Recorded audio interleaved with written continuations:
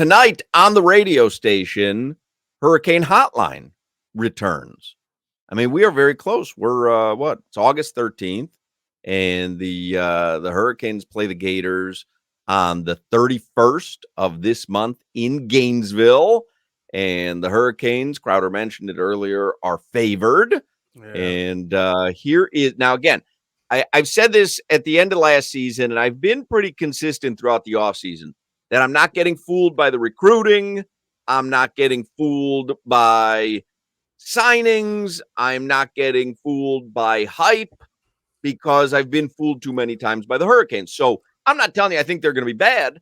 I'm just saying I'm not going to buy into anything till I see it on the field. But then slowly but surely, remember Gino Toretta was on with us a couple weeks ago, and he was like, yeah, they're good. And Joe Zagacki was very positive. Don Bailey Jr., very positive. And again, those guys are positive all the time, but it was different this time. There was a different feeling. It wasn't hope.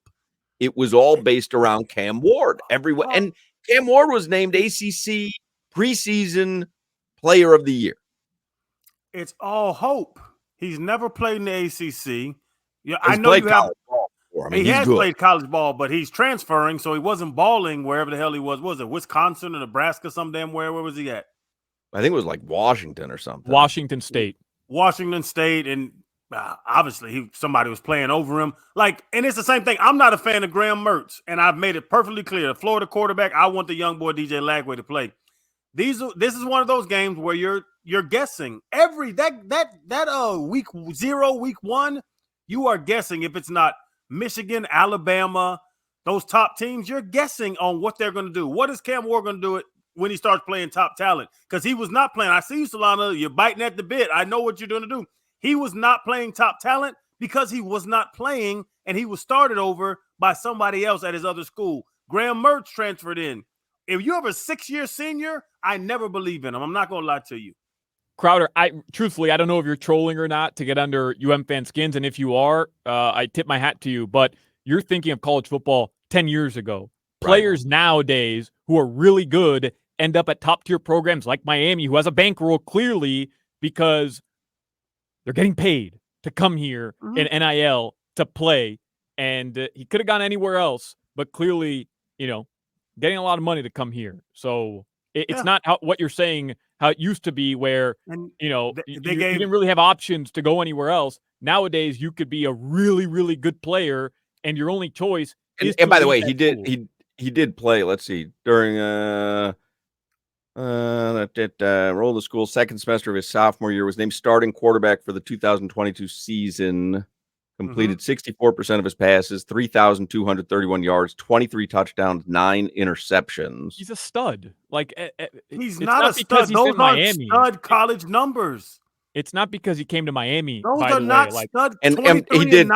He started 13 games in 2022 and 12 games last season. So no one was playing above him. He was the starter. It's not a stud.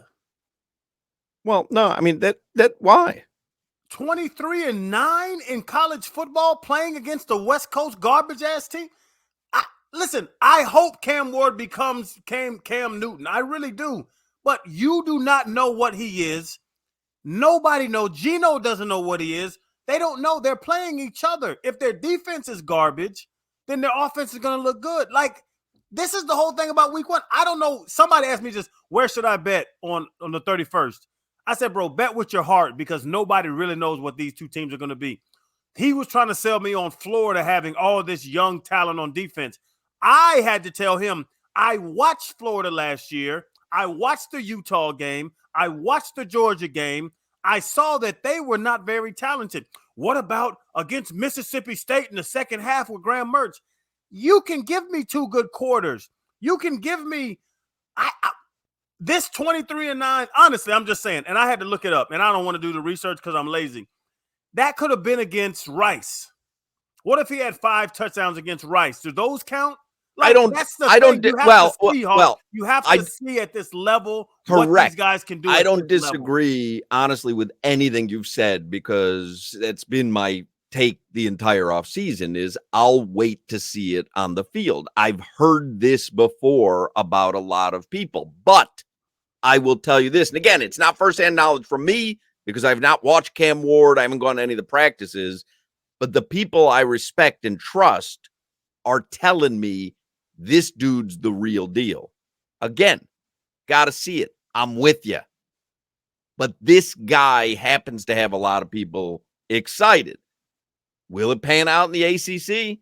Will it pan out in Gainesville against 100,000 screaming fans in the heat of August in the afternoon? I don't know. It's why I am taking the laissez-faire approach when it comes to the upcoming hurricane season. But let me read to you what Manny Navarro says in The Athletic.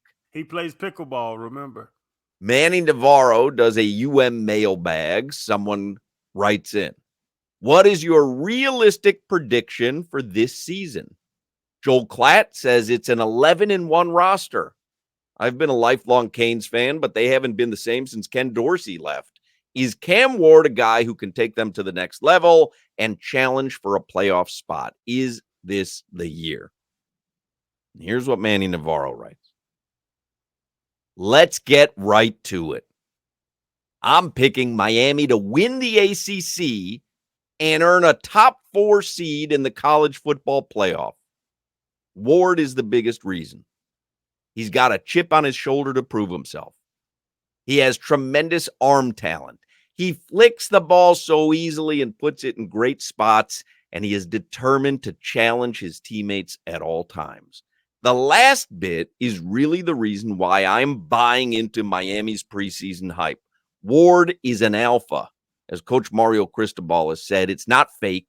Ward's teammates have corroborated his reputation to talk trash, challenge them to elevate their play when TV cameras and mics aren't around.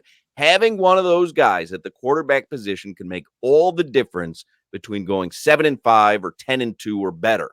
I'm well aware of Tyler Van Dyke's turnover issues from a year ago, and I'm not blind to Ward's extensive history of fumbles.